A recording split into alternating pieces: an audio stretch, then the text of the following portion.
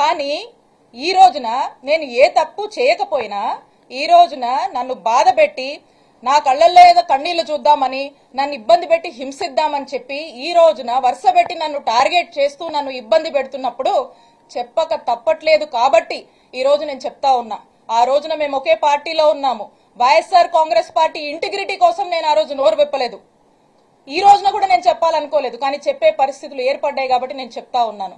ఒకసారి ఆలోచన చేయండి.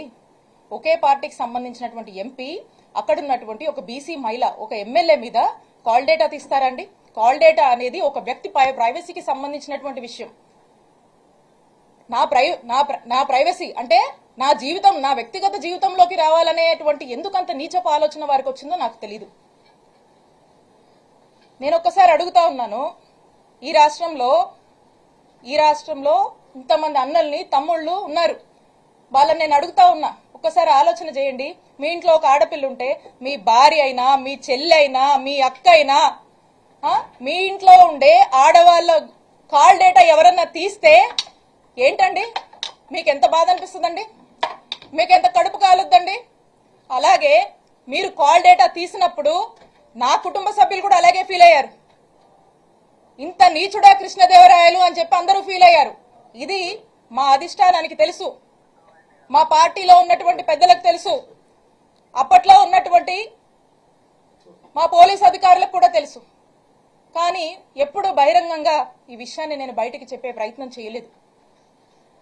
ఇది జరిగినప్పుడు మా నాయకుడు జగన్మోహన్ రెడ్డి గారికి ఇంత మీన్ మెంటాలిటీ ఉన్నటువంటి ఈ వ్యక్తి ఈ విధంగా నన్ను ఇబ్బంది పెట్టి ఈ విధంగా చేశాడు అని చెప్పి కాల్ డేటాలు తీస్తాడా అని చెప్పి నేను మా ముఖ్యమంత్రి గారికి షేర్ చేసుకున్నప్పుడు 4 గోడల మధ్య జరిగినటువంటి విషయం. మా ముఖ్యమంత్రి గారు మహిళా పక్షపాతి, మహిళలంటే ఎంతో గౌరవం, 2 ఆడపిల్లల తండ్రి. ఆ ఇంట్లో ఆ 2 ఆడపిల్లలకు ఎవరికైనా ఒక మహిళకు జరిగితే వాళ్ళ ఇంట్లో మనుషులకు ఎలా జరిగితే ఎలా మనం బాధపడతాం, మన విషయంలో మనం ఎలా బాధపడతామో నా విషయంలో కూడా మా నాయకుడు జగన్మోహన్ రెడ్డి గారు ఆ రోజు అంతే బాధపడి ఇమీడియట్ గా అక్కడ ఉన్నటువంటి ప్రభుత్వ అధికారులకు పోలీస్ అధికారులకు ఇన్స్ట్రక్షన్ ఇచ్చి ఇమీడియట్ గా నెసరీ యాక్షన్ తీసుకోమన్నారు. ఇమీడియట్ గా నిమిషాల్లో ఆ రోజు ఇక్కడ పనిచేసినటువంటి డిఎస్పీని ఇక్కడ ఉన్నటువంటి సిఐని పిలిచి పోలీస్ అధికారులు మాట్లాడితే ఆ పోలీసులు ఏం స్టేట్మెంట్ ఇచ్చారండి? Upon the pressure of honourable MP Narasaraopet Lavu Krishnadevarayalu upon his instructions మేము ఇది తీయాల్సి వచ్చింది అని చెప్పారు. నిమిషాల్లో సస్పెండ్ అయ్యారు ఆ పోలీసులు. ఇది చాలా మందికి తెలుసు. ఇదేదో వీళ్ళేదో కట్టుకదల్లి నా మీద ఏమాత్రం కూడా పస లేకుండా సబ్స్టెన్స్ లేకుండా నా మీద ఏదో కేసు పెడితే నేను మాట్లాడట్లేదండి.